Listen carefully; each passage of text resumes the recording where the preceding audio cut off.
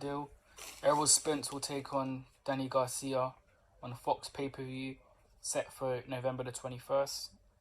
They confirmed on Friday afternoon that both welterweights will fight, and they both issued tweets saying the deal's been signed and the fight's going to be happening. This has come as a little bit of a expected fight to be made, because after Spence beat Sean Porter via 12-round split decision last year, Danny Garcia got in the ring, and that was built as the next fight. Danny Garcia, former welterweight champion, 2-division champion. He's a good fighter. And I think a lot of people are quite surprised that Spence is going in with such a good opponent straight after a car crash. You know, this is not just an average car crash. This was a near fatal death car crash. The guy went flying out and lost his teeth. Definitely, obviously injured himself. And he did say that he didn't want any tune-ups. And I'm not too sure if Danny Garcia was mandatory for one of the belts for the IBF or something. I'm not too sure. I heard at one point he was mandatory, so maybe they were going to push him to fight him anyway. But I'm pretty sure Al Heyman could have maneuvered Spence at least one warm-up fight before he fought Danny if he wanted to. I think Al Heyman would understand that. I think Danny would understand that, and I think it would make sense. Just to get the ring rust off. It's been a year since he fought Porter, and since the car crash.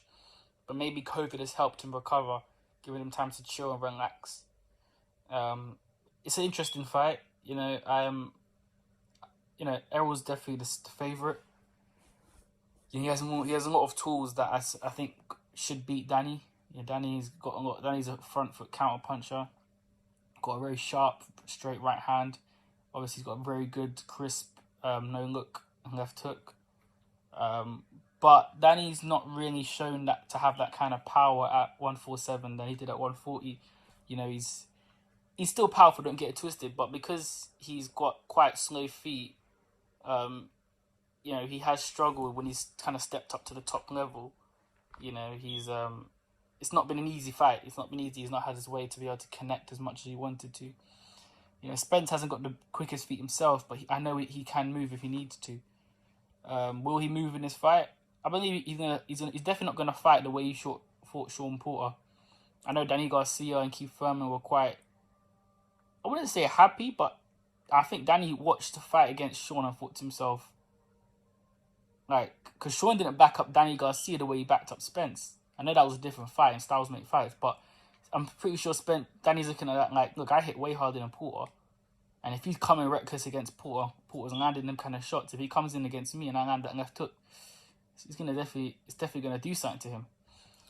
But I do think Errol's going to approach this fight similar to how he approached Mikey Garcia fight. Try and box, keep it on the outside, and let Garcia chase him, because Garcia's never been good at coming forward. He's always looked sloppy, and always difficult fights and always close fights have always been when he's tried to kind of come forward, and he's looked very, he hasn't looked comfortable. He prefers if you come at him and he counters you. Him chasing you, this is a guy who hasn't got quick feet. He's not the best coordination in terms of using his foot and his hands at the same time. So he will run into openings, But the question is how good is Spence going to be prior to this car crash, You can have all the boxing ability you can, but Spence has always been somebody that gets in tremendous shape. He's got a good engine, good punch output. And when you've kind of had a car crash like that, there's a lot of questions that people want to check. And one of those questions are, how is his athleticism going to work? Is his fast twitch muscles going to be working? You know what I'm saying? How is his punch? How is he going to take a punch? Because when you've been in a car crash, whiplash can be such a big thing. Whereas, how is he dealing with sparring? How is he going to deal with, Spence is a very mentally tough individual, so he's quite tough. And because he's very disciplined in terms of his mental fortitude, he should be focused enough to stick to a game plan And I would, say he could beat Danny Garcia quite comfortably. I would, a lot of people have been saying that this is going to be a harder fight than Porter. I disagree. I think Spence fought Porter's fight and just about won, thanks to the knockdown and, the last few rounds. It was a very close fight. But, I do feel like he has, stylistically, I feel like he can outbox Garcia quite comfortably. And that's the Spence. The Spence that fought Mikey and Spence that fought Porter beats Garcia quite comfortably, in my opinion. When I say comfortably, I'm not talking about some kind of wide scorecard, because it's welterweight division. Everything is quite close. Most guys don't get knocked out because it's at top level anyway in the welterweight division, because it's a tough division and it's quite a skillful one. So yeah, if it's I can see Errol winning unanimously. I can't see him stopping Danny. Danny's quite tough and he's very experienced, so I can't see him getting stopped. At this stage of his career anyway. He's been hurt, wobbled before, and he's recovered quite well. Good recovery.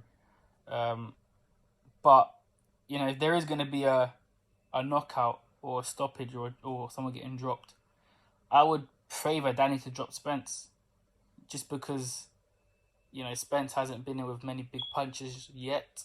I mean, some would say Kell Brook, but he hasn't really been in many big punches yet. And I'm not too convinced about this car crash and what it's going to do to Spence physically. And until he gets hit flush, and I won't know how good he is. But he could prove everybody wrong. He could be better than ever and be more determined.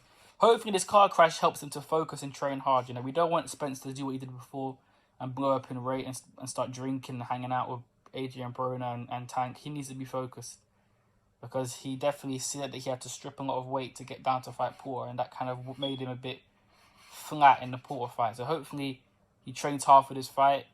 He looks in good condition. I saw a couple of videos. He looks in good condition. He's training hard. So yeah, it's going to be a great fight, and I'm looking forward to this fight because PBC have put on a lot of good fights.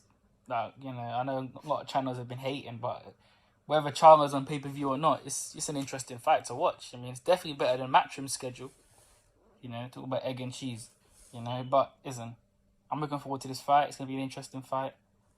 And like I said, I'm not going to make a prediction yet. Close to the fight, I'll do a prediction. But it's just a review and to let you guys know it's happening.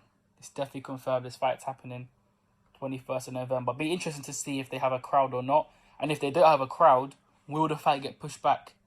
I have a feeling it will, because it's on pay-per-view as well. So I don't know how they're going to pay the guys and how they're going to make revenue.